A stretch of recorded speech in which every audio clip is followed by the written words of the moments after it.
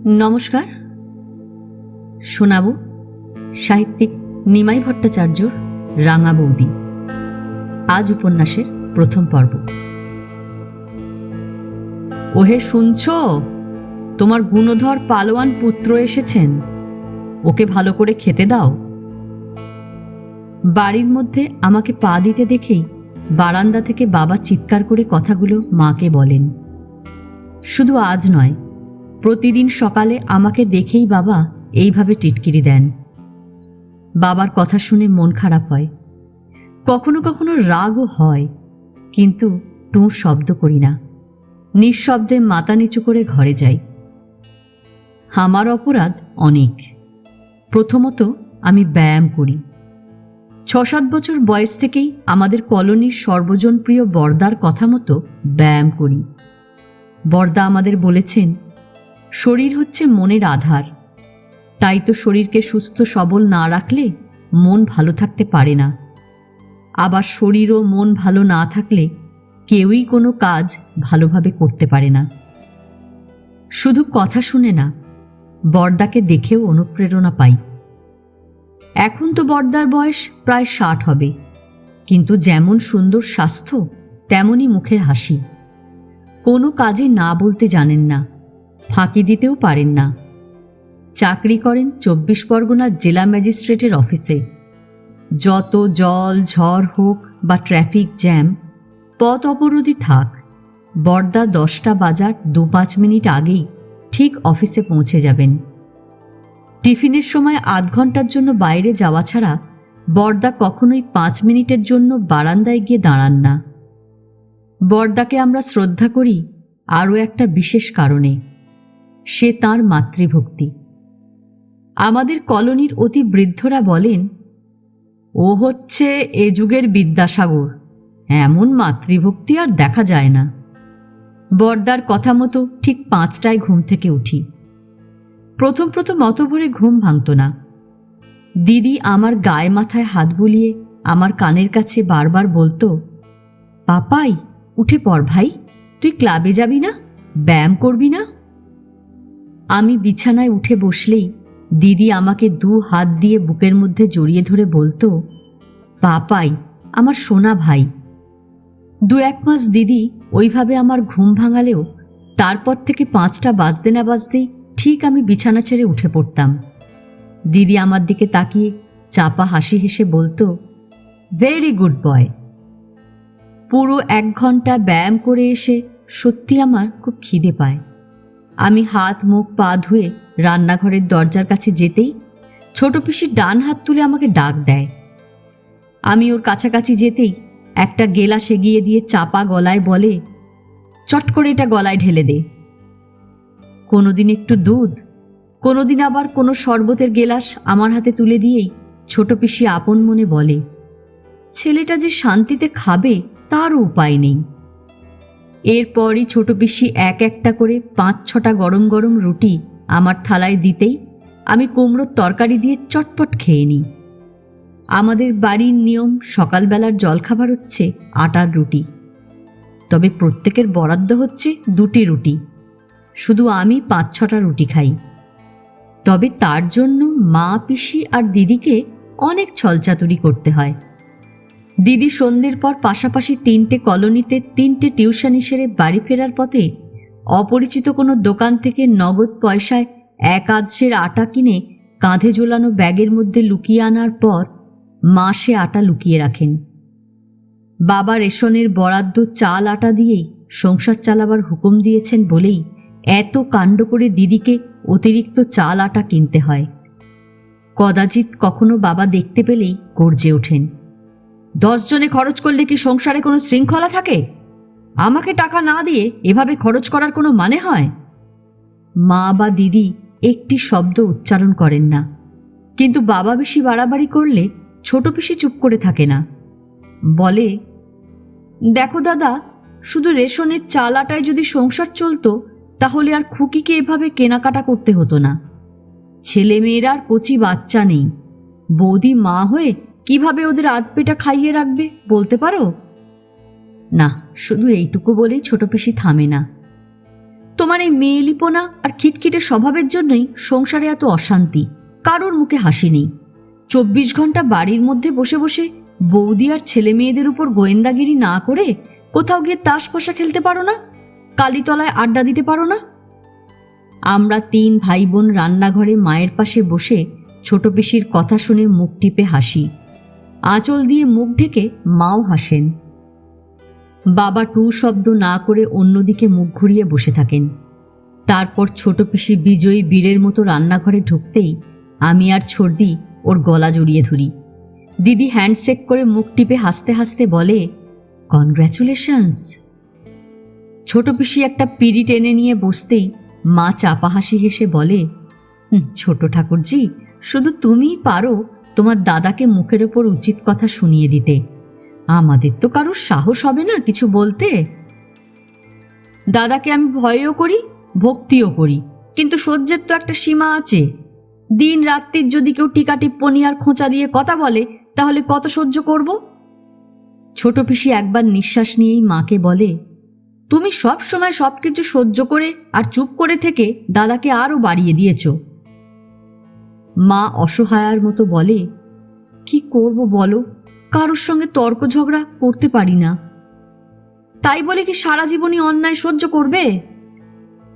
আমাদের আদি দেশ বাংলাদেশের যশোর জেলায় হলেও ঠাকুরদা থাকতেন ঘুঘুডাঙ্গায়, আজকের দমদমে। দমদম বাজারেই ওর শাড়ির দোকান ছিল। বড় পিসির জন্ম যশোরে হলেও বাবা আর ছোট পিসির জন্ম দমদমেই। বড় পিসির বিয়ে হয় ফরিদপুরের মাদারিহাটে। বড় পিসেমশাইদের পারিবারিক ব্যবসা ছিল রেডিমেড জামা কাপড়ের। আমাদের 3 ভাই বোনের জন্মের অনেক আগেই বড় পিসেমশাই যক্ষ্মায় মারা যান। আমার ঠাকুরদা যখন মারা যান তখন মা বাবার বিয়েও হয়নি। বাবাই ছোট পিসির বিয়ে দেন। ছোট পিসেমশাই ছিলেন পোস্ট অফিসের কেরানি। উনি বিয়ের 2 বছর পরই বাস দুর্ঘটনায় মারা যান। ছোট পিসির বয়স তখন ঠিক 17। বিধবা হবার পরপরই ছোট পিসিকে বাবা নিজের কাছে নিয়ে আসেন। তখন বাবার বিয়ে না হলেও ঠাকুমা বেঁচে ছিলেন। ছোট পিসি বিধবা হলেও নিঃসম্বল হল না। ছোট পিসেমশাই পোস্ট অফিসে জমিয়েছিলেন প্রায় 21,000 টাকা। এছাড়া ছোট পিসির শ্বশুরমশাই তাঁর অর্ধেক জমি বিক্রি করে 23,000 টাকা বিধবা ছোট পুত্রবধূর নামে পোস্ট অফিসে জমা করেন। এছাড়া ওই পুত্র শোকাতুর বৃদ্ধ 2-4 মাস অন্তরই 2-1 মণ জমির চাল আর কিছু নগদ টাকাও পাঠিয়ে দিতেন ছোট পিসিকে। এর উপর উনি ওর স্ত্রীর অর্ধেক গহনাও বিধবা পুত্রবধূকে দেন। ছোট পিসির নিজের ও শাশুড়ির সব গহনা রেখে দিয়েছেন আমাদের 3 ভাই বোনের বিয়ের জন্য। পোস্ট অফিসে জমানো টাকার শুধু সুদের টাকা নেওয়া ছাড়া ছোট পিসি কদাচিৎ কখনো 200-500 টাকা তুলেছেন। যক্ষের ধনের মতো টাকাগুলো জমিয়ে রেখেছেন আমাদের 3 ভাই বোনের বিয়েতে খরচ করবেন বলে। ছর্দি মাঝে মাঝে ঠাট্টা করে ছোট পিসিকে বলে, আমি লাভ ম্যারেজ করলেও তুমি তোমার টাকার 3 ভাগের 1 ভাগ খরচ করবে তো? যদি ছোকরাটাকে আমার, তোর মার আর দিদির পছন্দ হয় তাহলেই খরচ করব। আর যদি দেখি একটা বাঁদর ছেলের গলায় মালা পরাতে চাস, তাহলে 1 পয়সাও খরচ করব না। ছোট পিসি সাফ জবাব দেন। ছোট পিসি আর মার মধ্যে অভাবনীয় বন্ধুত্ব। ছোট পিসি বিয়ের পর যে 2 বছর কাটোয়ায় শ্বশুরবাড়ি ছিলেন, তখন ঠিক পাশের বাড়ির সাবিত্রী ছিল তার একমাত্র বন্ধু। উনি বিধবা হয়ে দাদার সংসারে আসার 1.5 বছর পরই সাবিত্রীর সঙ্গে দাদার বিয়ের ব্যবস্থা করেন। বিয়ের আগে মা ছোট পিসিকে বলতেন বৌদি, বিয়ের পর মা হলেন বৌদি আর ছোট পিসি হলেন ছোট ঠাকুরজি। আমাদের 3 ভাই বোনকে মা পেটে ধরলেও অতি শৈশব থেকেই আমরা থেকেছি ছোট পিসির কাছে। আমাদের সুখ দুঃখ আদর আবদার সব কিছু ব্যাপারেই ছোট পিসি। আমাদের কারোর সামান্য একটু সর্দি কাশি বা জ্বর হলে আর কথা নেই। কিভাবে যে সেবা করবেন আর কতভাবে যে সামলে রাখবেন তার উনি ভেবে পান না। তাছাড়া কালীতলার কালীর কাছে মানত করা আছেই। মা দুপুরবেলায় খেয়ে দিয়ে ঘণ্টাখানেকের দিবানিদ্রা দেবার আগে কোনো না কোনো বই পড়বেনই। ছোট পিসি দিবানিদ্রা দেন না, সে সময় উনি সেলাই করবেন। মা, দিদি, ছর্দির সব ব্লাউজই ওর হাতে তৈরি। আমার মা আশ্চর্য মহিলা। বাবা তাকে কোনোদিন শান্তিতে থাকতে দেননি, সুযোগ দেননি কোনো শখ আনন্দের। মা গল্প উপন্যাস এত ভালোবাসলেও বাবা তাকে কোনোদিন একটা বই উপহার দেওয়া তো দূরের কথা, আমাদের কলোনির বিবেকানন্দ পাঠাগারের সদস্যও করেননি। দিদি প্রথম টিউশনির প্রথম মাসের মাইনে দিয়ে মাকে বিমল মিত্রের সাহেব বিবি গোলাম উপহার দেয়। এখন তো 2-1 মাস অন্তরই দিদি মাকে কোনো না কোনো বই কিনে দেয়। মাকে প্রতি বছর 2টো পুজো সংখ্যা উপহার দেয় বড় পিসির ছেলে আমাদের রাঙাদা। তাছাড়া মা অভাবনীয় সহনশীলা, কখনোই কোনো দুঃখ আক্ষেপ বাদ প্রতিবাদ করেন না। দিদি তো মাকে বলে, তোমার নাম হওয়া উচিত ছিল ধরিত্রী। ছোট পিসি সঙ্গে সঙ্গে বলেন, ঠিক বলেছিস। বাবার বিন্দুমাত্র মত না থাকলেও দিদি বিএ পাশ করেছে, টিউশনি করছে হায়ার সেকেন্ডারি দেবার পর থেকেই। দিদি মায়ের মতোই সুন্দরী ও লাবণ্যময়ী, 2টো চোখ থেকে যেন স্নেহ ভালোবাসা ঝরে পড়ছে। দিদি অতি সাধারণ একটা তাঁতের শাড়ি পরে আঁচলটা টেনে নেয় গায়ের উপর। বাঁ হাতে HMTর একটা ঘড়ি, ডান হাতে 2 গাছা ব্রোঞ্জের চুড়ি, মাথায় বিরাট খোপা, কপালে একটা বড় টিপ। পাউডারের সামান্য পাফটাও মুখে বোলায় না, কিন্তু তাহলে কি হবে? এমন স্নিগ্ধ লাবণ্যময়ী যখন তখন পথে ঘাটেও বিশেষ চোখে পড়বে না, সব সময় ঠোঁটের কোণে একটু যেন হাসি। স্কুলে বা টিউশনি করতে যাবার সময় কাঁধে একটা ঝোলা নিয়ে যখন দিদি বেরোয়, তখন আমি মুগ্ধ হয়ে দেখি। সংসারে কার কখন কি দরকার তা অন্য কেউ জানার আগেই দিদি জানতে পারে। সকালবেলায় স্কুলে যাবার সময় দিদি একটা নতুন লুঙ্গি বাবার সামনে রেখে বলে, আজ চান করার পর তুমি এই লুঙ্গিটা পরবে, আমি সেলাই করার পর ধুয়ে কেচে দিয়েছি, নীল লুঙ্গিটা আর ব্যবহার করবে না। বাবা অবাক হয়ে বলেন, ও লুঙ্গিটা তো ভালোই আছে, তুই অযথা টাকা খরচ। দিদি বাবাকে কথাটা শেষ করতে না দিয়েই একবার হাতের ঘড়িটা দেখে নিয়েই বলে, আমি বেরোচ্ছি, যা বললাম মনে থাকে যেন। দিদি বেরোবার সময় মা আর ছোট পিসি বারান্দায় এসে দাঁড়ান। বাবাকে নতুন লুঙ্গি দেওয়া দেখেই মা আপন মনেই বলেন, গত বুধবারই খুকি আমার জন্য 2টো ব্লাউজের কাপড় আনলো, আজ আবার ওর বাবাকে নতুন লুঙ্গি দিল। মেয়েটা যে কিভাবে কি করছে তা আর ভেবে পাই না। ছোট পিসি সঙ্গে সঙ্গে বলেন, খুকি ধারও করবে না, আবার কারো কাছে হাতও পাতবে না, ও সে ধরনের মেয়েই না। সিনেমা থিয়েটার দেখার বাতিক নেই দিদির, তবে ভালো শিল্পীর গান শুনতে খুব ভালোবাসে। দিদি নিজেও খুব ভালো গাইতে পারে। গান শিখেছে স্কুলে পড়ার সময় মিউজিক টিচার বনানিদির কাছে। দিদি ছিলেন ওর প্রিয় ছাত্রী, শুধু স্কুলের সব ফাংশনেই না, আগে আমাদের কলোনির সব অনুষ্ঠানেও দিদি গান গাইত। দিদির খুব ইচ্ছা ছিল সুমিত্রা সেনের কাছে গান শেখা, কিন্তু অন্য অনেক কিছুর মতোই দিদির সেই ইচ্ছা পূর্ণ হয়নি। এখন দিদি কদাচিৎ কখনো গান গায় মা, ছোট পিসি বা আমার অনুরোধে। এই তো গত রবিবারের কথা। সন্ধ্যের পর মা, ছোট পিসি আর আমরা 3 ভাই বোন মিলে গল্পগুজব করছিলাম। হঠাৎ মা বললেন, হ্যাঁ রে কুকি, কদিন ধরেই তোকে জিজ্ঞেস করব করেও ভুলে যাচ্ছি, কেন চোখের জলে ভিজিয়ে দিলেম না শুকনো ধুলো যত, এর পরের লাইনটা কি রে? দিদি মুহূর্তের জন্য চোখ বুজেই গেয়ে ওঠে, কেন চোখের জলে ভিজিয়ে দিলেম না শুকনো ধুলো যত, কে জানি তো আসবে তুমি গো অনাহুতের মতো। গান শেষ হতেই মা বলেন, খুকি সত্যি তোর গান শুনলে মন ভরে যায়। চর্দি বলে, দিদি একটা গানের কথা বলবো? না না, আমি আর পারছি না, গান গাইতে হাঁপিয়ে উঠি। হঠাৎ ছোট পিসি বলেন, আচ্ছা খুকি, সই সই বলে তুই মাঝে মাঝে কি যেন একটা গান। ওনার কথা শেষ হবার আগেই দিদি হাসতে হাসতে গেয়ে ওঠে, ওলো সই, আমার ইচ্ছা করে তোদের মতো মনের কথা কই, ছড়িয়ে দিয়ে পা দুখানি কোণে বসে কানাকানি, কবু হেসে কবু কেঁদে চেয়ে বসে রই। দিদি গান থামিয়ে বলে, ছোট পিসি এই গানের কথা বলছিলে? হ্যাঁ হ্যাঁ, এই গানের কথাই বলছিলাম, শোনা তো পুরো গানটা। দিদি আবার শুরু করে, ওলো সই তোদের আছে মনের কথা, আমার আছে কই। আমি কি বলিব কার কথা, কোন সুখ কোন ব্যথা। নাই কথা তবু স্বাদ শত কথা কই। দিদি গান শেষ করতেই ছোট পিসি বলেন, এই গানটা আমার খুব ভালো লাগে। ছোটদি বলে, ইস, আমি যদি এরকম গাইতে পারতাম। আমি সঙ্গে সঙ্গে বলি, যে মেয়ে দিনের মধ্যে 6 ঘন্টা 8 ঘন্টা আয়নার সামনে রূপচর্চা করে তার দ্বারা আর গান হয় না। ছোটদি গর্জে ওঠে, তুই চুপ কর। আমি গান গাইতে পারি বা না পারি তোকে তো দেখতে হবে না।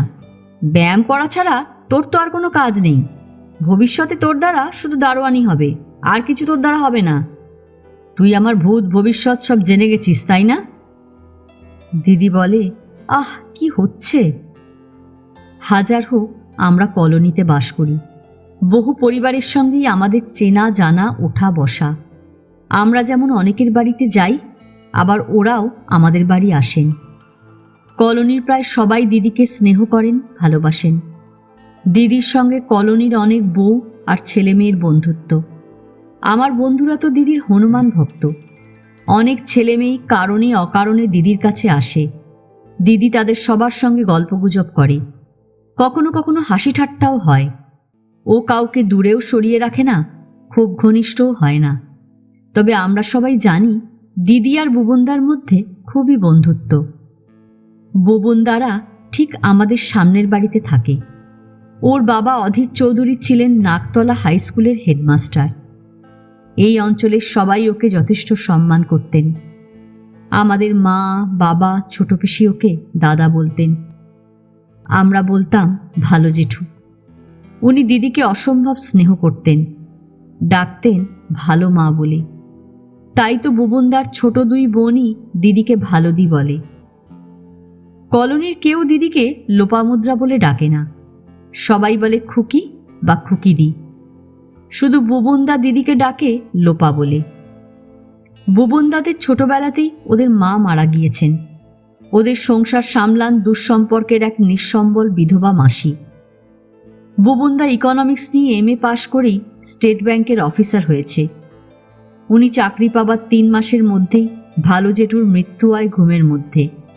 ভালো জেঠুর মৃত্যুর পর বুবনদা ভীষণ ভেঙে পড়ে। শ্রাদ্ধ শান্তি মিটে যাবার পরও ব্যাংকে যেত না, খাওয়া দাওয়াও করতে চাইতো না। দিদি রাত্রির বেলায় টিউশনি সেরে বাড়ি ফিরতেই মা বলতেন, খুকি, তুই আগে বুবনকে দেখে আয় তো। দিনের বেলায় ছেলেটা শুধু ডাল ভাজা দিয়ে কয়েক মুঠো ভাত খেয়েছে, তুই বললে ও ঠিক খেয়ে নেবে। হ্যাঁ, সত্যি বুবনদা কোনো কালেই দিদির কোনো অনুরোধ ফেলতে পারে না। আবার আমরা দেখেছি বুবনদার কোনো কথাই দিদি ফেলতে পারে না। বুবনদাকে বাড়িতে ঢুকতে দেখেই বাবা একগাল হেসে বলেন, এসো বুবন, এসো। উনি বারান্দার কাছাকাছি আসতেই বাবা প্রশ্ন করেন, তুমি কি ব্রাঞ্চ ম্যানেজার হয়েছ? বুবনদা হেসে বলে, না নতুন কাকু, এখনো হইনি, আরও বছর 2 পরে হব। তুমি কি এখনো বেহালা ব্রাঞ্চে আছো? আমি এখন পার্ক সার্কাস ব্রাঞ্চে আছি। বুবনদার গলা শুনেই ছোট পিসি ঘর থেকে বারান্দায় এসেই বলেন, অর্পণ বাবা, কদিন দেখিনি কেন? ও কথার জবাব না দিয়ে বুবনদা একটু হেসে বলে, আপনি ছাড়া কলোনির কেউই আমাকে অর্পণ বলে ডাকে না। এমন সুন্দর ছেলের এমন সুন্দর নাম থাকতে বুবন বলবো কোন দুঃখে। রান্নাঘর থেকে মা গলা চড়িয়ে বলেন, বুবন, রান্নাঘরে এসো। আসছি ভালো কাকিমা। বুবনদা রান্নাঘরে পা দিয়েই বলে, ভালো কাকিমা, লোপা কি বাথরুমে? ও তো এখনো স্কুল থেকেই ফেরেনি। তাই নাকি? বোধহয় স্কুলে কোনো কাজে আটকে পড়েছে, তা নয় তো এত দেরি তো করে না। রান্নাঘরে বসে চাটা খেতে খেতেই বুবনদা মা আর ছোট পিসির সঙ্গে কথা বলে। 2-5 মিনিট পরই দিদি এসে হাজির। দিদিকে দেখেই বুবনদা জিজ্ঞেস করে, কি ব্যাপার লোপা, এত দেরি হলো?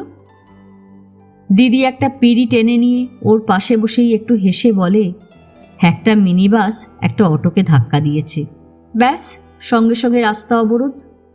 চমৎকার। দিদি ওর দিকে একটু তাকিয়ে একটু চাপা হাসি হেসে বলে, তোমার কি ব্যাপার, হঠাৎ এই অসময়? বুবনদা পকেট থেকে একটা ছোট্ট কাগজ বের করে দিদির হাতে দিয়ে বলে, কাল রবীন্দ্র সদনে সুমিত্রা সেনের একক সঙ্গীত, তাই 2টো টিকিট কেটে আনলাম। টিকিটের ওপর চোখ বুলিয়েই দিদি বলে, 6টায়?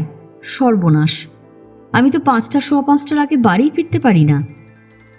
কাল একটু কষ্ট করে 4:30 মধ্যে ফিরে এসো, এখান থেকে আমরা বেরোবো ঠিক 5:15। দিদি হাসতে হাসতে বলে, তুমি তোমার গাড়ি নিয়ে 4টের সময় স্কুলের সামনে ওয়েট করো তাহলে। সরি, আমার গাড়ি নেই। গাড়ি কিনছো না কেন? থলি ভর্তি টাকা মাইনে পাচ্ছ, অফিস থেকে কার লোনও পাবে, গাড়ি কিনতে অসুবিধে কোথায়? বুবনদা উঠে দাঁড়িয়েই একটু হেসে বলে, কথা দিচ্ছি বিয়ের 7 দিনের মধ্যে গাড়ি কিনব। ওর কথা শুনে সবার মুখেই হাসি ফুটে ওঠে। বুবনদা বেরিয়ে যেতেই ছোট পিসি দিদিকে বলে, কাল অর্পণ বাবা ঠিক ট্যাক্সি নিয়ে তোর স্কুলের সামনে অপেক্ষা করবে। দিদি রান্নাঘর থেকে বেরোবার জন্য পা বাড়িয়েই বলে, টিকিট যখন কেটেছে তখন একটু খরচা তো করতেই হবে। পরের দিন দিদি আর বুবনদাকে একসঙ্গে বেরোতে দেখে আমরা সবাই মুগ্ধ হয়ে যাই। বুবনদা ধুতি আর আদ্যির পাঞ্জাবি পরেছে, পায়ে কোলাপুরি চটি। দিদি যথারীতি পরেছে তাঁতের শাড়ি, ভিতরটা গঙ্গা জলের মতো রং, শুধু মেরুন পাড়, আলতো করে মাথায় খোপা বাঁধা, কপালে বিরাট মেরুন টিপ। ওদের ট্যাক্সি স্টার্ট দিতেই ছোট পিসি যেন আপন মনেই বলেন, কবে যে এদের 4টে হাত এক হবে। আমি মুখে কিছু বলি না, মনে মনে বলি, ছোট পিসি, ছোড়দির বিয়ে আর আমার চাকরি না হওয়া পর্যন্ত এদের 4টে হাত এক হবে না। এই সংসারে কিছু কিছু মানুষ আছেন যারা কখনোই কোনো কারণেই কারোর উপরই খুশি না। এইসব মানুষের মনে সীমাহীন দ্বন্দ্ব, সংশয় ও সর্বোপরি সন্দেহ। আমার বাবা ঠিক এই ধরনের মানুষ, অথচ তার কোনো কারণ নেই। ঠাকুরদার দমদমে ভাড়াটে বাড়িতে থাকলেও তার দোকান খুবই ভালো চলত। দোকানটা নিশ্চয়ই বেশ বড় ছিল, তা না হলে কি তার শাড়ির দোকানে 7 জন কর্মচারী থাকে? যাই হোক, দেশ দুটুকরো হবার পর যে উদ্বাস্তুর ঢল নামল পশ্চিমবঙ্গে, তারা সরকারি বেসরকারি খালি জমি দখল করে বসে পড়ল। সেই নৈরাজ্যের সময় ঠাকুরদা 7 জন কর্মচারীর সেনাবাহিনী নিয়ে এই কলোনিতে 12-13 কাঠা জমি দখল করেন। 2 দিনের মধ্যে চাটাই আর ত্রিপল দিয়ে চারিদিকে 4খানা ঘর তৈরি করে কর্মচারীদের থাকতে বললেন। পরবর্তীকালে এখানে 3খানা ঘরের দালান বাড়ি তৈরি করেই দমদমের দোকান বিক্রি করে ওখানকার পাট চুকিয়ে এখানে চলে আসেন। প্রথম দিকে না হলেও পরে এই কলোনির বাজারের দোকানও বেশ জমে ওঠে। ঠাকুরদা ব্যাংকে টাকা জমানোয় বিশ্বাসী না থাকলেও দোকানে লাখ লাখ টাকার শাড়ি আর ছেলে মেয়েদের সব রকম জামাকাপড় মজুত রাখতেন। উনি অত্যন্ত পরিশ্রমীও ছিলেন। নিজে প্রত্যেক সপ্তাহে একদিন মিটিয়াবুরুজার হাওড়ার বাঁকড়ায় গিয়ে ছেলেদের জামা প্যান্ট ও মেয়েদের ফ্রক আর ইজের কিনে আনতেন। খদ্দেরদের তিনি অত্যন্ত সম্মান করতেন বলে বাজারের মধ্যে ওর দোকানেই বেশি খদ্দের হতো। ভাবী পুত্রবধূর জন্য তিনি প্রায় 50 ভরি সোনার গয়নাও কেনেন। এক কথায় আমার ঠাকুরদা ছিলেন কেনারাম, আর আমার বাবা হচ্ছেন বেচারাম। তাছাড়া যেমন খিটখিটে তেমনি কুড়ে। তাই তো ঠাকুরদার মৃত্যুর পর থেকেই শুধু বহুদিনের কর্মচারীদের সঙ্গেই না, খদ্দেরদের সঙ্গেও ঝগড়া বিবাদ শুরু হলো। পরিণাম, দিন দিন দোকানের খদ্দের কমতে লাগলো। প্রথমে দোকানের অর্ধেক বিক্রি করলেন ঠাকুরদার আমলের 2 কর্মচারীকে, আর আমাদের বাড়ির জমির এক অংশ। মা বলেন ওইসব টাকা দিয়েই উনি আমাদের বিয়ের খরচ সামলান। বর্তমানে দোকান, বাড়ির 7 কাঠা জমি আর সব সোনাদানা বিক্রি করে অর্ধেক টাকাও ব্যাংকে রাখতে পারেননি। দিদি যখন মাত্র 6-7 বছরের আর ছোটদি 3 বছরের, তখন থেকেই বাবা বাড়িতে বসে আছেন। তার না আছে কোনো শখ আনন্দ, না আছে কোনো বন্ধু। মা, ছোট পিসি আর আমরা 3 ভাই বোনই ঠিক বিপরীত চরিত্রের। মা বাথরুম থেকে বেরুতেই ছোট পিসি একগাল হেসে বলেন, হো বৌদি, মালার ছেলে হয়েছে। মাও একগাল হেসে বলেন, তাই নাকি? হ্যাঁ, ওর মা এখুনি এসে খবর দিয়ে 1 প্লেট মিষ্টি দিয়ে গেল। খুব আনন্দের খবর। মা প্রায় না থেমেই বলেন, খুকি কাল স্কুল থেকে ফেরার পথে যখন হাসপাতালে মালাকে দেখতে যায়, তখনও তো মেয়েটার বিশেষ ব্যথাই ওঠেনি। ব্যথা উঠেছে 9টার পর, আর 9:30তেই প্রসব করেছে। তার মানে মালাকে খুব বেশি ব্যথা সহ্য করতে হয়নি। এবার ছোট পিসি বলেন, মালা ছেলেকে নিয়ে বাড়ি এলেই তুমি আর আমি দেখতে যাব। তা তো যাবই। সেই দিন থেকেই ছোট পিসি বেশ কয়েকটা ছেঁড়া শাড়ি লুঙ্গি নিয়ে বসলো হাত সেলাইয়ের মেশিনের সামনে কাঁথা তৈরির জন্য। কাঁথা সেলাই করতে করতেই উনি মাকে বলেন, খুকিকে বলবো কালই যেন 2-1 গজ ছিট কিনে আনে, ছেলেটার জন্য চটপট কয়েকটা জামা তৈরি করে ফেলবো। হ্যাঁ হ্যাঁ, বলো। সন্ধে ঘুরে যাবার বেশ খানিকটা পরে দিদি বাড়ি ফিরেই প্রায় লাফাতে লাফাতে রান্নাঘরে ঢুকেই ছোট পিসি আর মাকে হাসতে হাসতে বলে, তোমরা ভাবতে পারবে না মালার ছেলেটা কি সুন্দর হয়েছে। ওরা দুজনে প্রায় একই সঙ্গে বলেন, তাই নাকি? দিদি যেন ওদের কথা শুনতেই পায় না, আনন্দে উত্তেজনায় বলে যায়, ছেলেটা ড্যাব ড্যাব করে আমার দিকে চেয়েছিল। ও একবার নিঃশ্বাস নিয়েই বলে, ছেলেটা মালাকে মোটেও কষ্ট দেয়নি। মা একটু হেসে বলেন, কষ্ট না পেলে কি মা হওয়া যায়? এখন ছেলে হওয়ার আনন্দে মালা কষ্টের কথা ভুলে গেছে। কদিন পর মা আর ছোট পিসি পরিষ্কার কাপড় চোপড় পরে হাতে দুটো ব্যাগ নিয়ে মালাদি আর তার ছেলেকে দেখতে যাওয়ার জন্য ঘর থেকে বেরোতেই বাবা মার দিকে তাকিয়ে বলেন, এত সেজেগুজে চললে কোথায়? মালা আর মালার ছেলেকে দেখতে। হাতে করে কি নিয়ে যাচ্ছ? মা জবাব দেবার আগেই ছোট পিসি বলেন, বাচ্চাটার জন্য আমি কাঁথা সেলাই করে নিয়ে যাচ্ছি। ও। বাবা সঙ্গে সঙ্গেই বলেন, তা সংসার ফেলে দুজনকেই এখন মালার ছেলেকে দেখতে যেতে হবে? ছোট পিসি স্পষ্ট জবাব দেন, সমাজ সংসারে বাস করতে হলে এরকম যেতেই হয়, আমরা তো আর তোমার মতো অসামাজিক হয়ে যাইনি। বাবা চুপ করেন ঠিকই, কিন্তু মনে মনে বেশ বিরক্তি বোধ করেন। বাবা শুধু অসামাজিক না, অত্যন্ত অকৃতজ্ঞ। দিদি আর মালাদি একই সঙ্গে স্কুল কলেজে পড়েছে। কোনো কালেই বাবা আমাদের সব বইপত্র কিনে দেন না। আমাদের 3 জনকেই কলোনির অন্য ছেলে মেয়েদের কাছ থেকে বই নিয়ে পড়তে হয়েছে, বিশেষ করে দিদিকে। হায়ার সেকেন্ডারি আর বিএ পড়ার সময় বাবা তো দিদিকে 2-4 খানার বেশি বই কিনে দেননি। দিদি মালাদির সহযোগিতা না পেলে কোনো কালেই হায়ার সেকেন্ডারি বা বিএ পাশ করতে পারত না। পরীক্ষার মাস 3 আগেই মালাদি সব বই খাতা এনে রাখত দিদির কাছে একসঙ্গে পড়াশোনা করবে বলে। বুবুন্দা ছাড়া যে দিদিকে সত্যজিৎ তপন সিনহার ছবি দেখিয়েছে বা ভালো ভালো গানের অনুষ্ঠানে নিয়ে গেছে, সে তো মালাদি। দিদি গান শুনতে ভালোবাসে বলে দিদির জন্মদিনে একটা ছোট টেপ রেকর্ডার আর 6টা ক্যাসেট উপহার দেয়। মালাদি মাঝে মাঝে আরও কত কি দেয়। বাবার কাছে এই বন্ধুত্ব, হৃদ্যতা, সহযোগিতার কোনো মূল্য নেই। ইদানিং আমাকে মাঝে মাঝেই চন্দনার সঙ্গে সল্ট লেকের বিকাশ ভবনে যেতে হয়। ওর বাবা আমাদের সবার মেজো কাকার পেনশনের ব্যাপারে। প্রায় 4 বছর হলো মেজো কাকা স্কুল থেকে রিটায়ার করেছেন, কিন্তু এখনো পর্যন্ত পেনশন পাচ্ছেন না। চন্দনার দাদা বিয়ের পর থেকেই মেজো কাকাকে মাসে মাসে মাত্র 100 টাকা পাঠায়। এর বেশি বুঝি তার পাঠাবার ক্ষমতা নেই। যে ছেলে ডিপ্লোমা ইঞ্জিনিয়ার হবার পর থেকেই জামশেদপুরের টাটার কারখানায় চাকরি করছে, সে এর বেশি পাঠাতে পারে না ভাবলেও অবাক হতে হয়। অথচ চন্দনার দাদা বৌদি কোনো বছর কাশ্মীর, কোনো বছর বোম্বে, গোয়া বা দক্ষিণ ভারত বেড়াতে যেতে অর্থাভাব হয় না।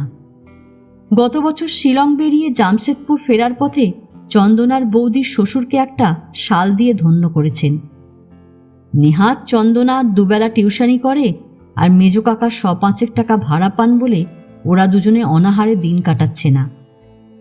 আমি ক্লাস 11-এ পড়াশোনা শুরু করতে না করতেই একদিন মেজো কাকা আমাকে বললেন, আমি তো সন্ধেবেলায় কোথাও বেরোই না, চন্দনাকে পড়াই। ইচ্ছে করলে তুইও রোজ সন্ধ্যের সময় চলে আসিস, তোকেও পড়াবো।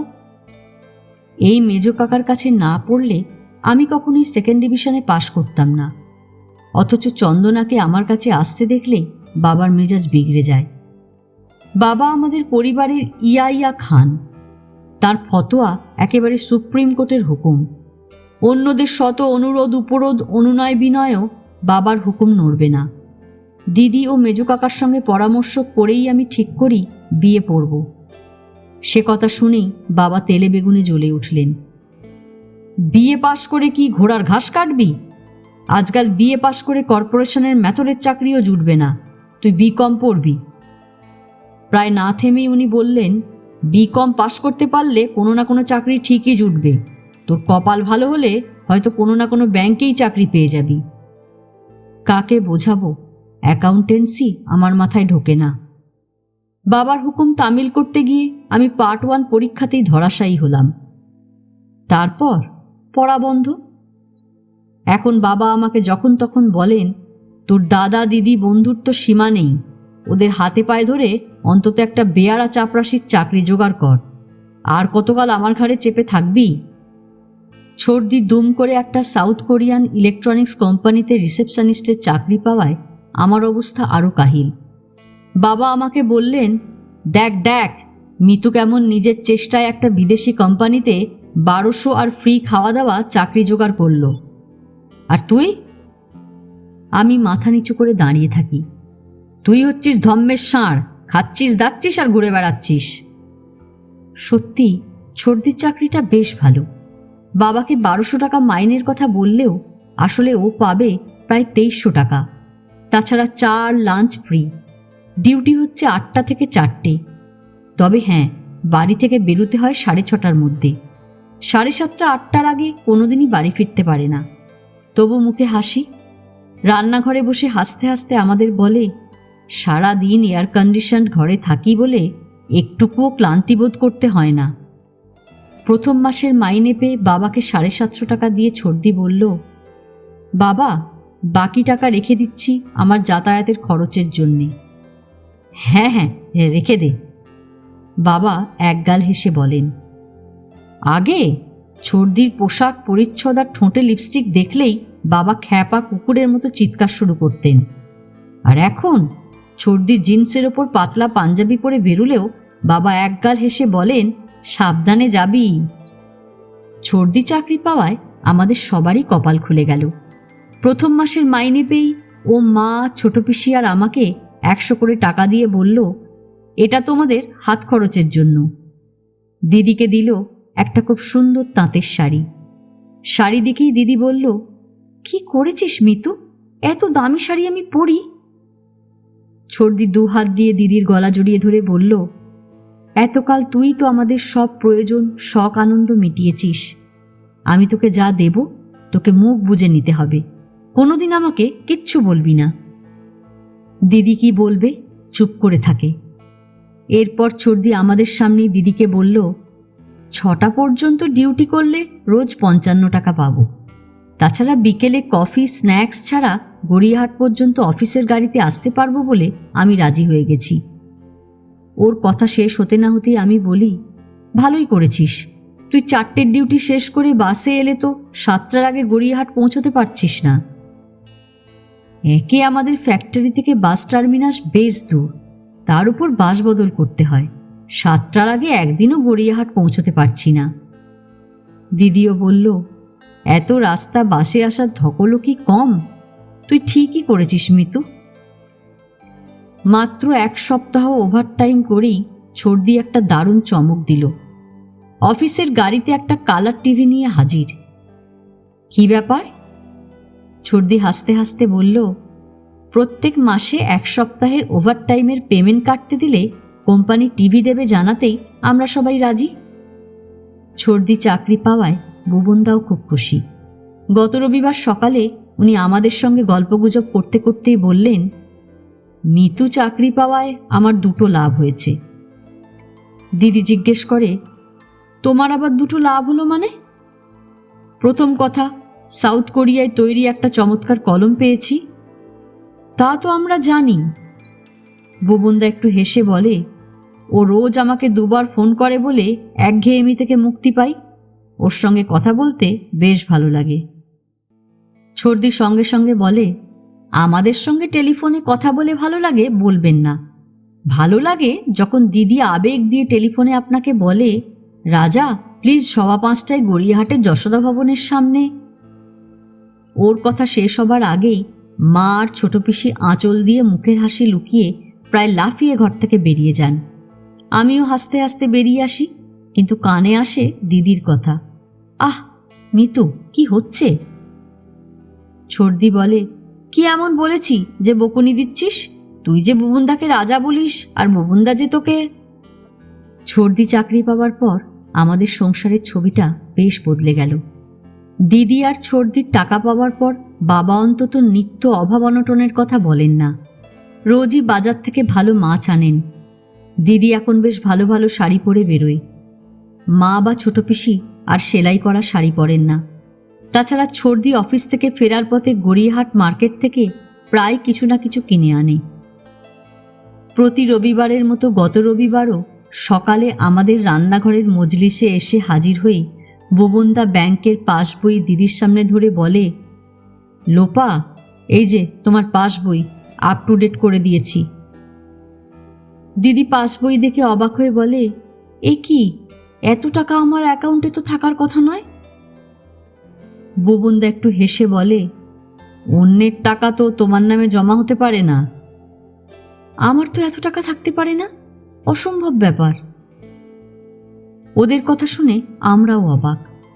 ছর্দি যথারীতি লুচি আলুর দম খেতে খেতেই দিদির দিকে তাকিয়ে বলে, তোর নামে যদি বেশি টাকা থাকেও তাতে দুশ্চিন্তার কি আছে?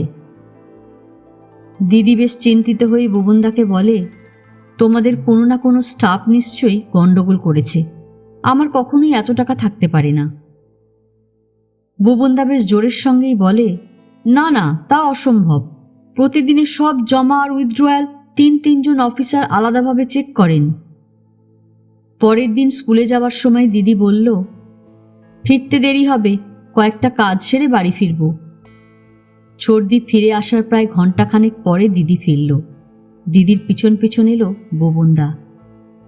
আমাকে সামনে দেখেই দিদি জিজ্ঞেস করল, মিতু কোথায় রে?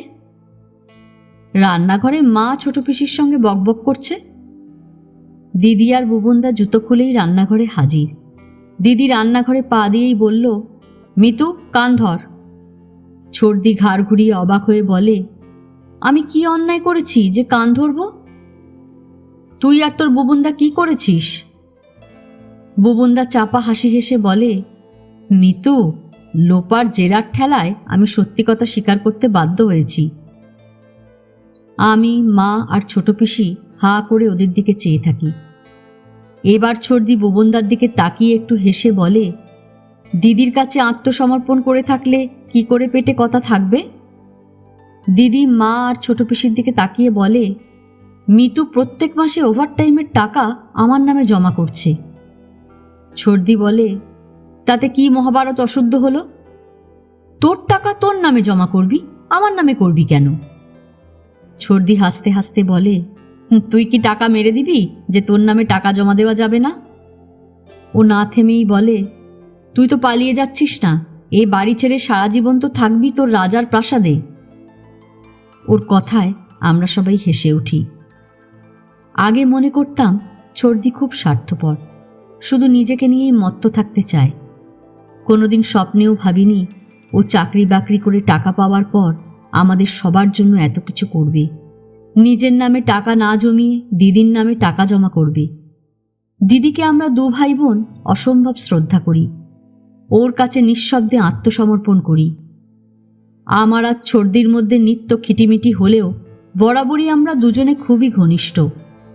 দিদির কাছে আমি হচ্ছি ওর এক টুকরো স্বপ্ন, আমি আর ছর্দি হচ্ছি বন্ধু। তবুও আমি ওকে চিনতে পারিনি। মানুষ সম্পর্কে বিচার করতে, সিদ্ধান্ত নিতে আমরা কত ভুল করি। ঘন কালো শ্রাবণের মেঘের আড়ালেও যে সূর্য থাকে তা আমরা কেন সবসময় মেনে নিতে পারি না? কেন বিশ্বাস করি না মানুষের মনুষ্যত্ব প্রকাশ হবারও বিশেষ সময় আছে? মেঘ না হলে কি ময়ূর পাখনা মেলে? শীত না পড়লে কি গোলাপ তার রূপ, লাবণ্য, মাধুর্য প্রকাশ করে? আজ এ পর্যন্তই। উপন্যাসের 2য় পর্ব নিয়ে অন্যদিন আসব। গল্প পাঠ ভালো লাগলে লাইক, শেয়ার, কমেন্টস করতে ভুলবেন না। এখনও যারা আমার চ্যানেলটা সাবস্ক্রাইব করেননি তাদের সকলের কাছে অনুরোধ রইল, প্লিজ আমার চ্যানেলটা সাবস্ক্রাইব করে নেবেন। পাশে যে বেল নোটিফিকেশনটা আছে সেটা অবশ্যই প্রেস করে দেবেন।